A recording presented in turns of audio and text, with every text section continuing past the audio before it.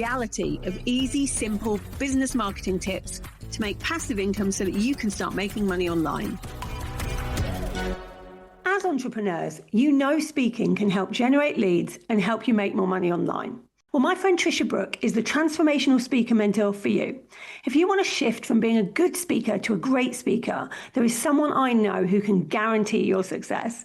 I've known Trisha for years and she's one of the best in the business. She's literally supported thousands of thought leaders in becoming top speakers and influential voices. Speaking is how you become the authority in your field. When you have the tools and techniques to speak effectively as a leader, your credibility skyrockets. Trisha is teaching a 2-day live virtual masterclass on February the 7th and 8th for just $47. This masterclass only happens twice a year, so you need to register now so you can add speaking to your business model for 2024. Speaking is a lucrative revenue stream for many entrepreneurs, and virtual speaking is a thing too. And that's why Trisha's 2-day live virtual masterclass is so important. When you have the skills to effectively communicate, your speaking career will add to the revenue streams you already have in place to make more money online. And like me, she's high integrity, no scarcity marketing, and consensual selling. Head on over to theartofthebigtalk.com/MMO and start stepping onto big stages. You'll find the link in the show notes. Good morning and happy new year. Today it's a solo podcast, starting the year off with a solo podcast, talking about getting your strategy sorted for 2024. Obviously, this is what I'm known for. Hundreds and hundreds of people already have their strategy sorted for 2024 because they've worked with me on this. And so I wanted to make sure that you start thinking about your marketing strategy. Now, this isn't going to be about your entire business strategy. That's too big. That's too big to do, even in a day.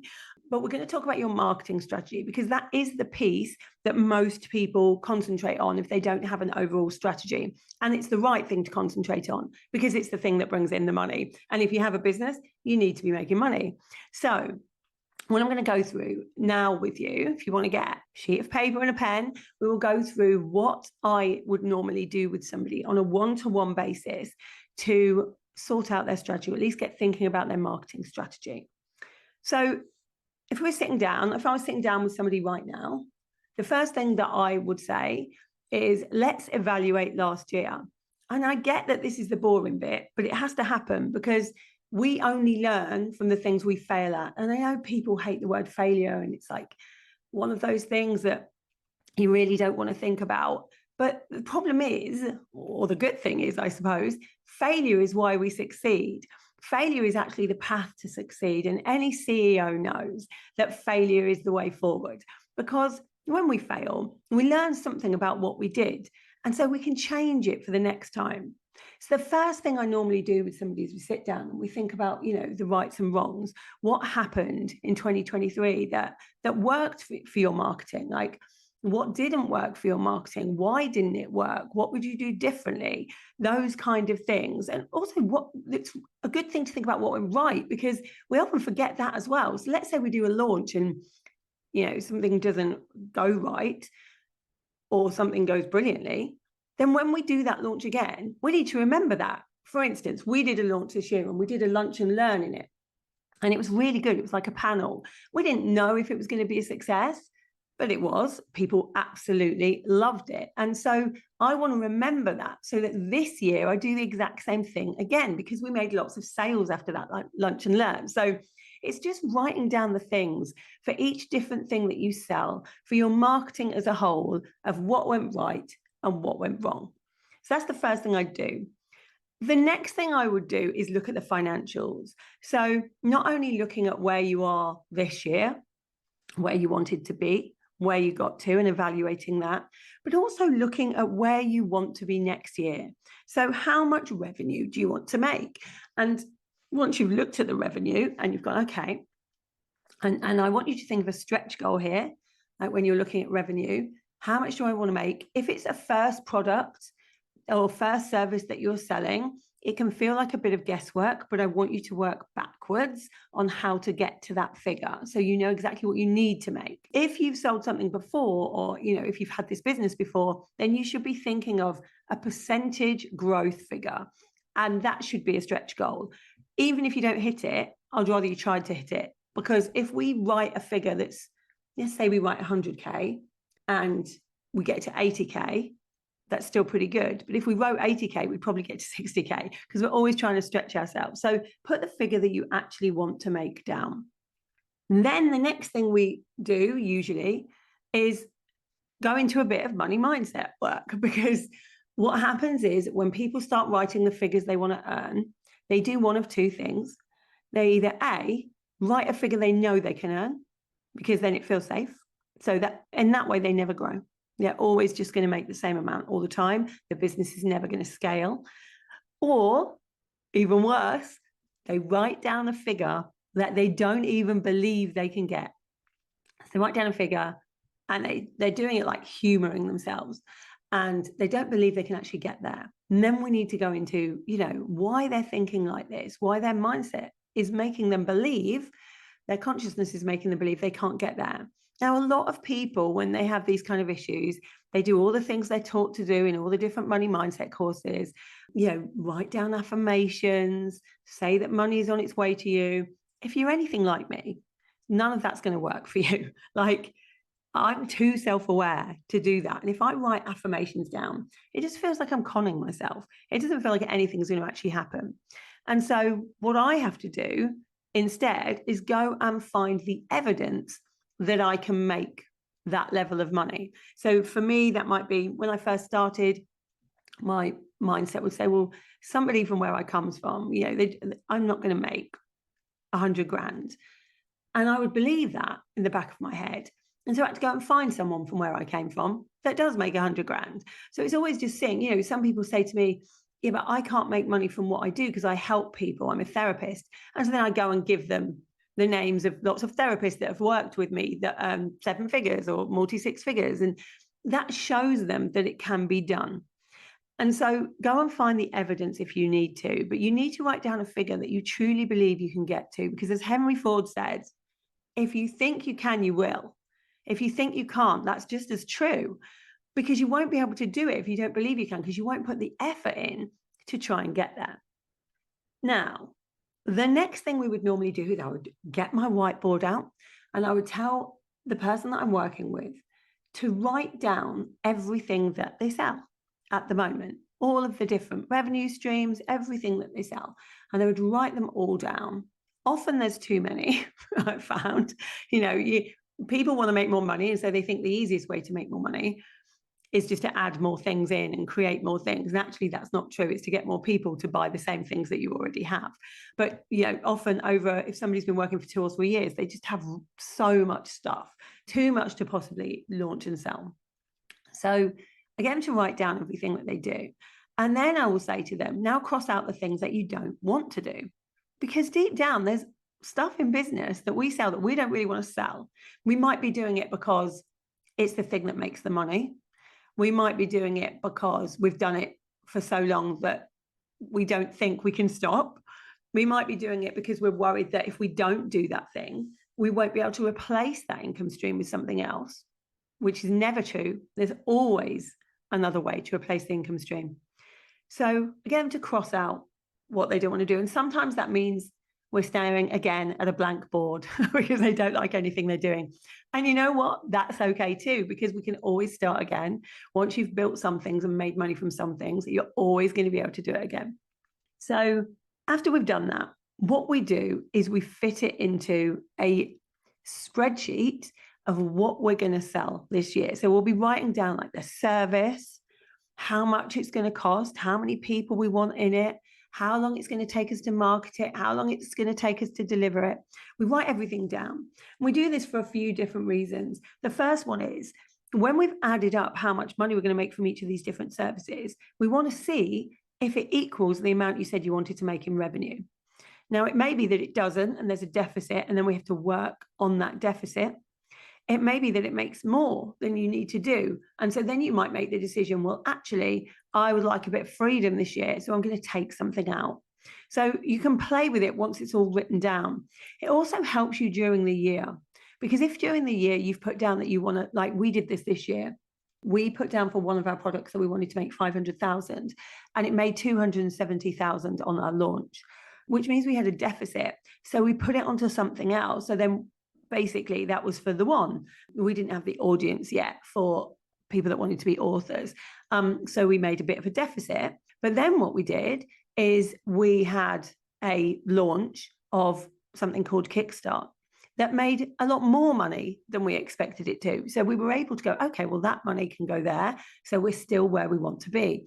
And if you can see that something's not making the money you want it to, you can add in something or add that amount to something else. You know, you can play with the things, but you have to have them written down in the first place to know how many people you need in them. The other reason that we do this is time. A lot of the time, people say things like, I want to do 20 one-to-ones. It's like, okay, a month, yeah, I want to do 20 one-to-ones a month, and that's going to make me this much money. But then when they write the time that's going to take, they realize that either A, they don't have enough time in their life to even do that many one-to-ones, or B, they're going to resent their life and they're going to hate it because all they're going to be doing is one-to-ones and they're not going to have any freedom at all. So we need to write these things down so that we can have a really clear picture of what things are going to look like and what you might want to sell different things in the future. And that all needs to go in there as well. We need to look at the whole ecosystem of your product suite together, because what we don't want is to have, you know, let's say you had a one-to-one that people could buy for 2,000, but then you had a group program that was 3,000. That's not going to work. Everyone's going to choose one-to-one, and so you're going to be too busy. So it's about making sure the pricing works for the ecosystem. It's about making sure there's an ascension model there, so people don't just buy one thing from you. You know, we know already that it's much easier to sell to people that have already bought from us before than to keep getting new clients in. So if you have an ascension model, it means you can step up. You sell one thing, they step up to the next thing, they step into the next thing, and people can stay in your ecosystem, which is a really good way to scale. So once we've done that piece, what we'd normally do is plan out the year. So we would look at things like, if we have course launches or program launches or mastermind launches, or even one-to-one, where we're going to launch that in the year, where is going to be the best place to do that? So we just get a calendar and we write it in. We also look at when we're not going to work. You know, I don't work in August. I don't work for a lot of December and the beginning of January. Those things need to be written in. Now, there's different models you can have here.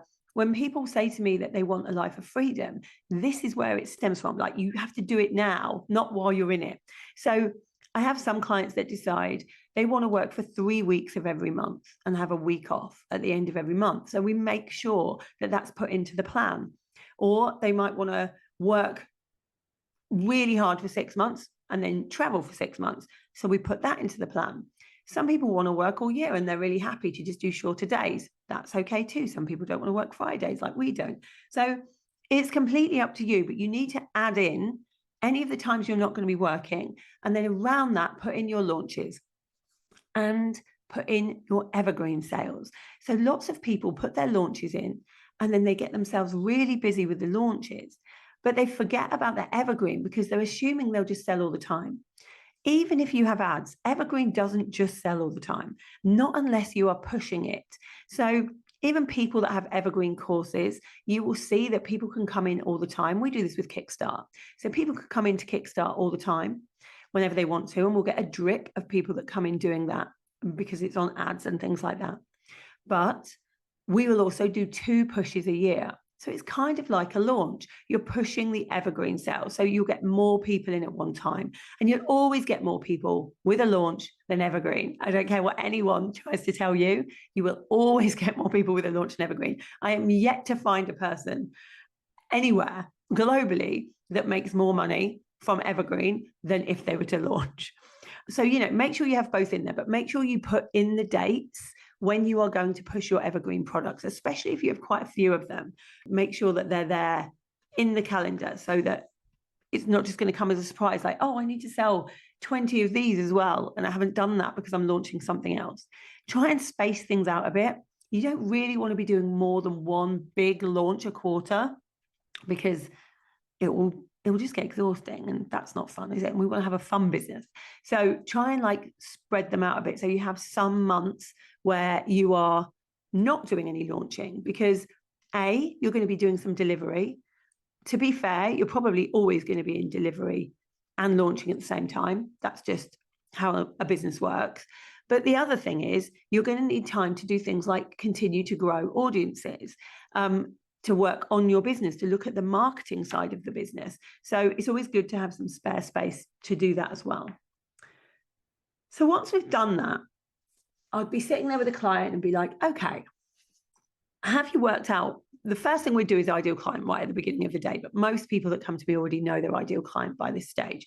So if you've worked out your ideal client, you know who you want to sell to, you know what you're going to sell, you know how many you're going to sell each time you're selling them. You now know when you're going to sell them as well, and you know how much money you're going to make from each thing. So then we get to the how of things. You know all of the what. So then we delve into the how. The how kind of consists of, first of all, looking at your messaging, looking at how you can plan out your social media and your email marketing, because that's where all the messaging comes from. And we need to make sure that when we're talking about our messaging, and this means primary messaging, which is what you do, it means secondary messaging, who you are. Now, it will come as no surprise to you that I believe that people don't buy from you because of your primary messaging. They buy from you because of your secondary messaging. They buy from you because of who you are.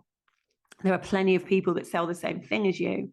The reason that they buy from you is because they resonate with the person you are. It's why I believe secondary messaging is so important. You'll see my secondary messaging is talking about integrity in the industry. It's talking about anti-bullying. It's talking about the fact that you can have illnesses like I do and still work and still be able to have amazing businesses. You just need to work in a different way. It's these kind of things that are your secondary messaging. So whatever you really believe in, whether it's the environment, whether it's something to do with education, politics, religion, there are no things that you can't talk about online these days. So whatever it is that you believe in, make sure that you are talking about those values, because I really do believe that the CEOs that do really well live and die by their values. They talk about them all the time, and they really don't care if people don't agree with them, which is important, because not everybody's going to agree with you when you start talking online about the things that matter to you. But remember that as a CEO, you normally would try to get to be a thought leader. You can't be a thought leader without any thoughts.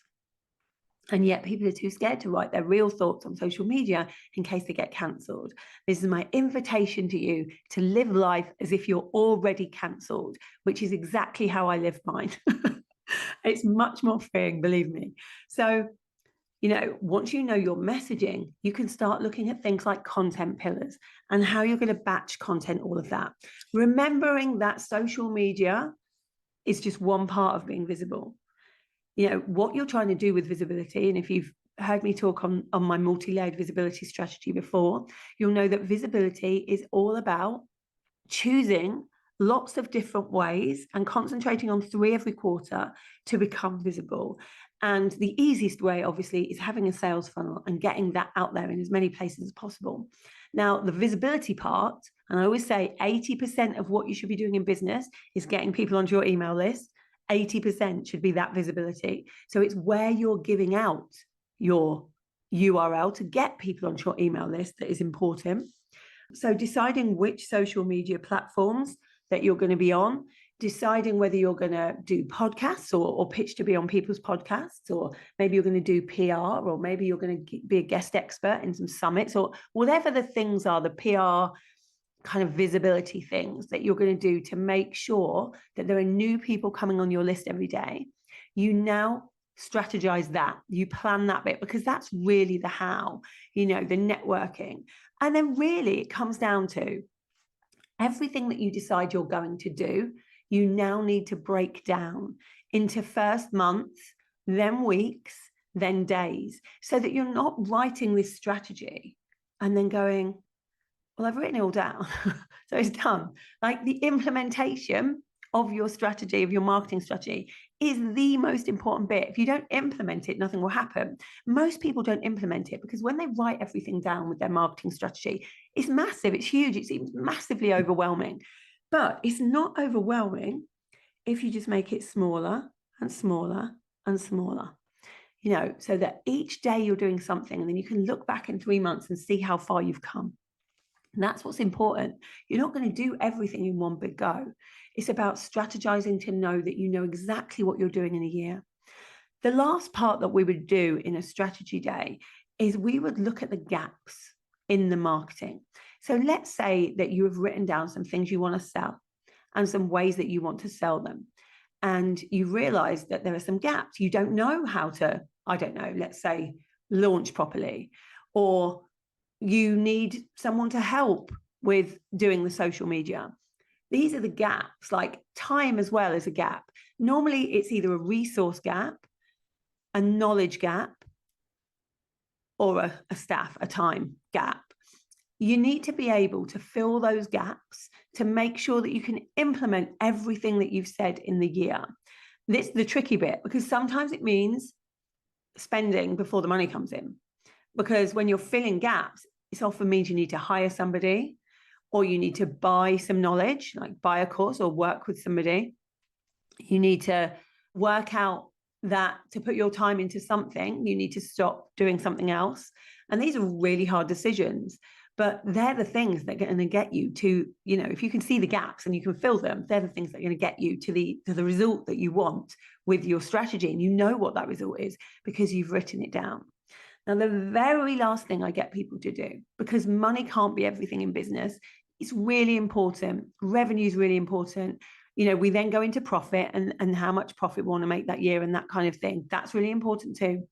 But actually, it's more than that. Your achievements aren't just about how much money you're bringing in. So the last thing I ask people to do is to write down something that would be an achievement for the next year. So I would like you to do this. Write down in 2024 something that you could achieve that has nothing to do with money, that would make 2024 a success regardless.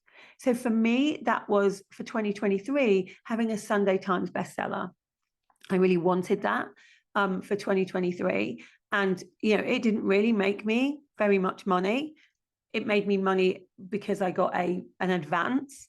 And then I obviously got paid to write the book. But compared to a lot of the things I do, this is not a monetary gain, but it was something that I wanted to achieve. And so even if we hadn't made 4.2 million this year, I would still feel successful because I got my Sunday Times bestseller.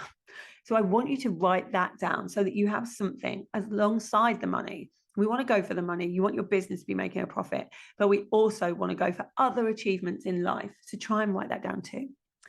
If this is something that you want to do step by step properly with me, where we'll have 90 minutes, where we're all working on this together, and you can ask me questions as you go along for the bits you don't understand, then I'm going to be holding an interactive workshop just on getting your strategy, your marketing strategy sorted for 2024.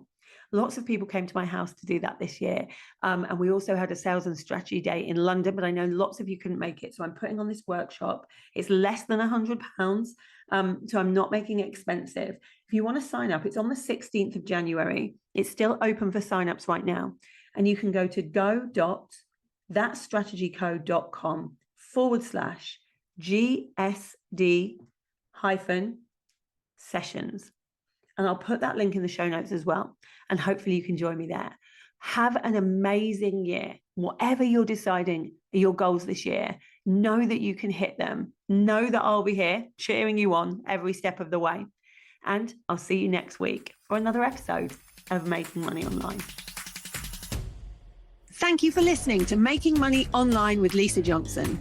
If you'd like to get hold of my guide to launching, go to lisajohnson.com/launch and let's get you making money online.